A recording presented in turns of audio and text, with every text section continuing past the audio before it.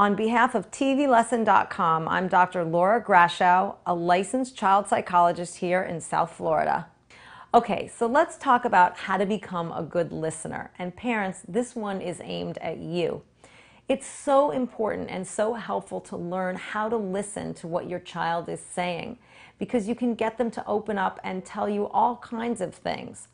When they're talking about subjects that are upsetting or uncomfortable, really try not to be judgmental. Try not to say things that are judgmental, or try not to make faces that look like you have a big problem with what your child is telling you.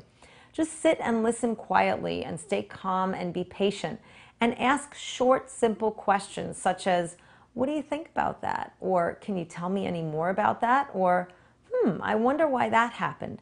These kind of prompts will stimulate children oftentimes into telling you more. And you really want to get information from children, for example, about someone who's bothering them at school, a class that they're having difficulty in, a playmate that they're often fighting with, or when they get their feelings hurt, for example.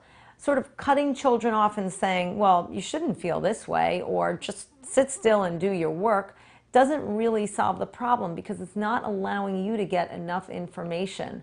And when you're armed with as much information as possible, then you can really collaborate and problem solve with your child to come up with solutions together. Or you can problem solve in the environment to help make helpful changes. But remember, if you're judgmental or you cut your children off early on in a conversation, you're missing out on vital information. One mother was telling me about how her son suddenly developed a fear of the dark, and it was compromising his ability to go to bed at night, and she didn't know where this was coming from.